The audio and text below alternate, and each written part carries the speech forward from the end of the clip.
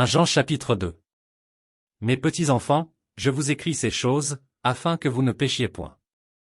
Et si quelqu'un a péché, nous avons un avocat auprès du Père, Jésus-Christ le juste. Il est lui-même une victime expiatoire pour nos péchés, non seulement pour les nôtres, mais aussi pour ceux du monde entier. Si nous gardons ses commandements, par là nous savons que nous l'avons connu. Celui qui dit, je l'ai connu, et qui ne garde pas ses commandements, est un menteur, et la vérité n'est point en lui. Mais celui qui garde sa parole, l'amour de Dieu est véritablement parfait en lui, par là nous savons que nous sommes en lui. Celui qui dit qu'il demeure en lui doit marcher aussi comme il a marché lui-même. Bien-aimés, ce n'est pas un commandement nouveau que je vous écris, mais un commandement ancien que vous avez eu dès le commencement. Ce commandement ancien, c'est la parole que vous avez entendue. Toutefois, c'est un commandement nouveau que je vous écris, ce qui est vrai en lui et en vous, car les ténèbres se dissipent et la lumière véritable paraît déjà. Celui qui dit qu'il est dans la lumière, et qui est son frère, est encore dans les ténèbres. Celui qui aime son frère demeure dans la lumière, et aucune occasion de chute n'est en lui. Mais celui qui est son frère est dans les ténèbres, il marche dans les ténèbres, et il ne sait où il va, parce que les ténèbres ont aveuglé ses yeux. Je vous écris, petits enfants, parce que vos péchés vous sont pardonnés à cause de son nom. Je vous écris, Père, parce que vous avez connu celui qui est dès le commencement.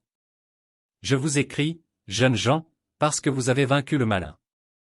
Je vous ai écrit, petits enfants, parce que vous avez connu le Père.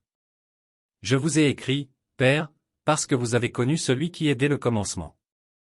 Je vous ai écrit, jeunes gens, parce que vous êtes forts, et que la parole de Dieu demeure en vous, et que vous avez vaincu le malin. N'aimez point le monde, ni les choses qui sont dans le monde. Si quelqu'un aime le monde, l'amour du Père n'est point en lui. Car tout ce qui est dans le monde, la convoitise de la chair, la convoitise des yeux, et l'orgueil de la vie, ne vient point du Père, mais vient du monde. Et le monde passe, et sa convoitise aussi, mais celui qui fait la volonté de Dieu demeure éternellement. Petits enfants, c'est la dernière heure, et comme vous avez appris qu'un antéchrist vient, il y a maintenant plusieurs antéchrists, par là nous connaissons que c'est la dernière heure. Ils sont sortis du milieu de nous, mais ils n'étaient pas des nôtres, car s'ils eussent été des nôtres, ils seraient demeurés avec nous, mais cela est arrivé afin qu'il fût manifeste que tous ne sont pas des nôtres.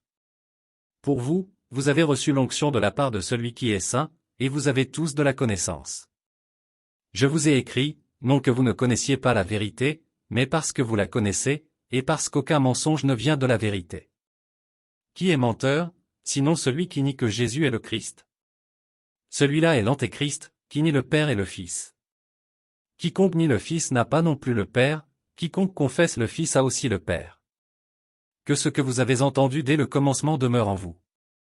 Si ce que vous avez entendu dès le commencement demeure en vous, vous demeurerez aussi dans le Fils et dans le Père.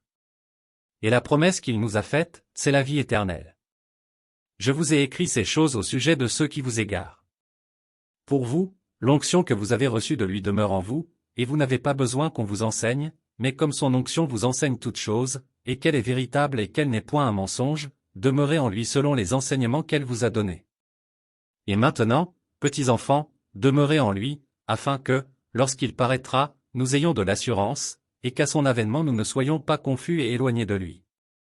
Si vous savez qu'il est juste, reconnaissez que quiconque pratique la justice est né de lui.